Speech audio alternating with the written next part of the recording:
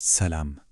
በሰው ሰራሽ አስተውሎት ወይም ኤአይ ዓለም ውስጥ ስኬትን ከውድቀት የሚለየው አንድ በጣም ወሳኝ ሚና አለ።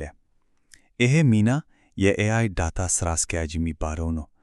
እሺ፣ ታዲያ አንድን ስራ አስኪያጅ እንዲሁ ጥሩ ከመሆን አልፎ ወደር የሌለው መሪ የሚያደርገው ምንድን ነው?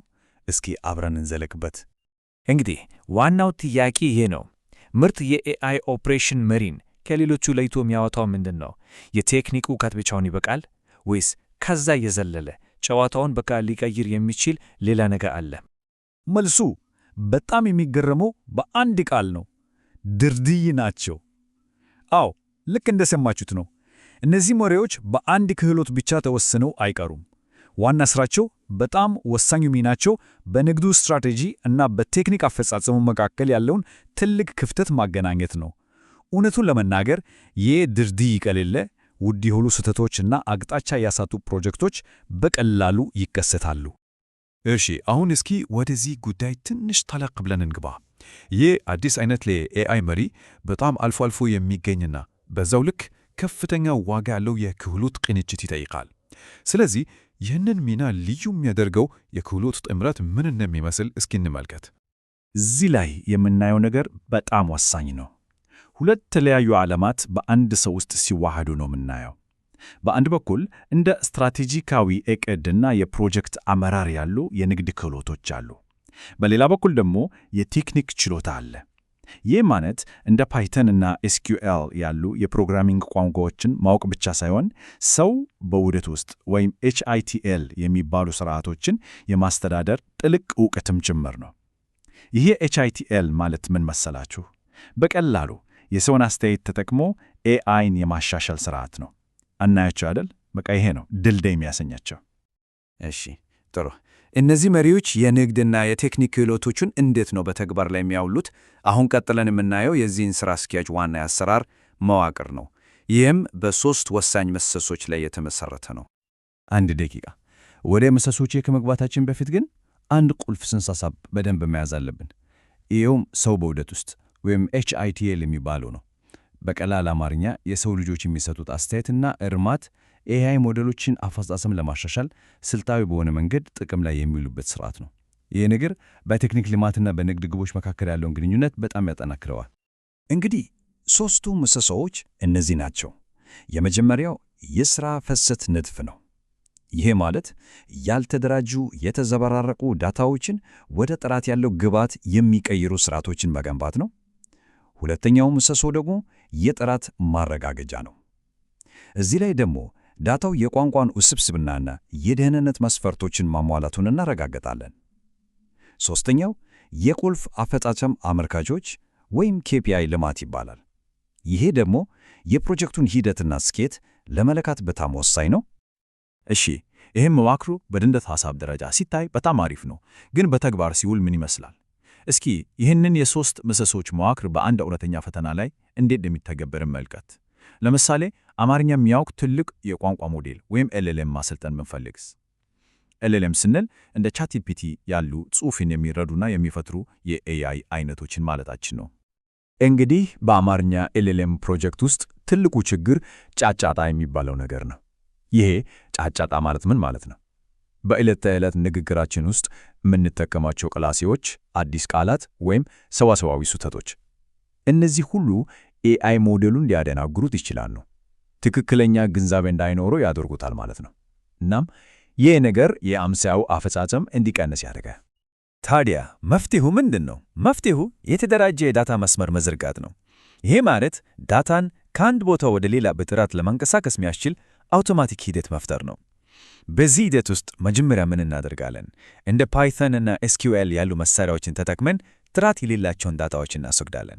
ከዛስ የሰዎች ቡድን ዳታውን እንደ ስሜቱ ወይም እንደ ዋና ሐሳቡ ምልክት እንዲያደርግበት ይመራ። መጨረሻ ላይ ደግሞ የፕሮጀክቱን ሂደት የተከታተልን ለባለድርሻ አካላት ሪፖርት እናቀርባለን። ይህንን ሁሉ ሥራ ለመስራት ደግሞ የሚያስፈልጉት የቴክኒክ ክህሎቶች እነዚህን ያካትታሉ: ፓይቶን፣ ኤስኪዩኤል፣ ፓወር BI እና እንዲሁም አድቫንስድ ኤክሰል። በቃ ይሄ የሚያሳየው ይሄ ሚና ምን ያህል ተግባራዊ የሆነ የቴክኒክ ብቃትን እንደሚጠይቅ። እሺ፣ ከቴክኒክ ሥራው ባሻገር ግን ይህ መሪ በድርጅቱ ውስጥ ካሉ ሌሎች ክፍሎች ጋር እንዴት ነው የሚገናኘው? እዚህ ላይ ነው አስል ችሎታው የታየው። የትብብር ክህሎቱ ልክ እንደ ልዕለ ኃይል ነው የሚቆጠረው። ስኬታማ ዘርፈ ብዙ ትብብር ስንል ምን ማለታችን ነው?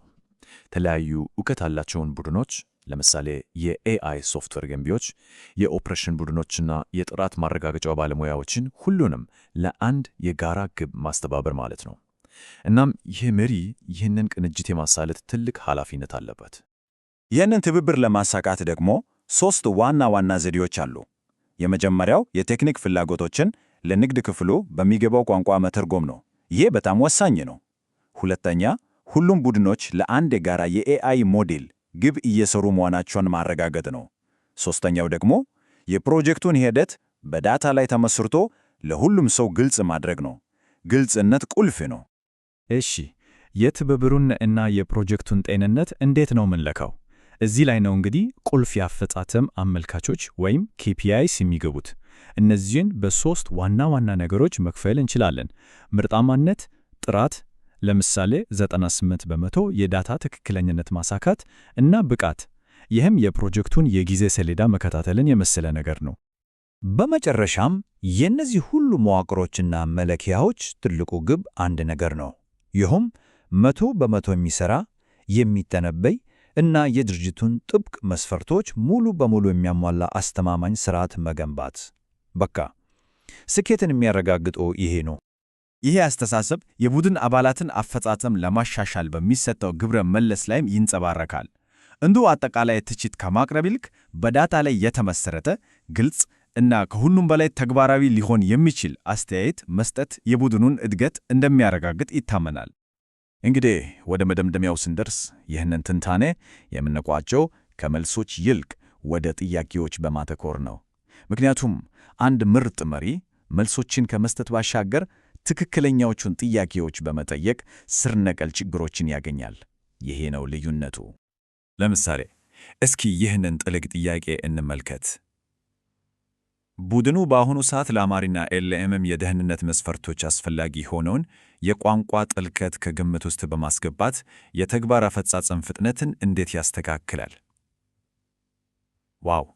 ይሄ ጥያቄ ላዩን ከመነካካት አልፎ ወደ ዋናው የአሰራር ፈተና ዘልቆ ይገባል። ይኸውም በፍጥነትና በጥራት መካከል ያለውን ሚዛን እንዴት እንጠብቅ የሚለው ነው። እንደዚህ አይነት ጥያቄዎች ናቸው ወደ እውነተኛ መፍትሄዎች የሚመሩት። እስኪ ይህንን በሁለት ተጨማሪ ምሳሌዎች እንመልከት። በሂደቱ ላይ የሚነሳ ጥያቄ አለ። የሞዴል አፈጻጸምን ለማሻሻል የሰውን ግብረ መለስ ውህደት በአሁኑ ጊዜ እንዴት ነው የምታስተዳድሩት?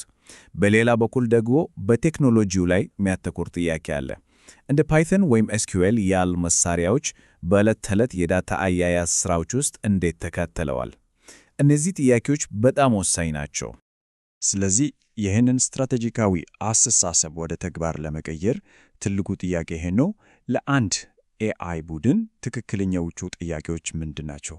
በዚህ ጥያቄ ላይ እያሰላሰላችሁ የዛሬው ትንታኔያችን እዚህ ላይ ያበቃል።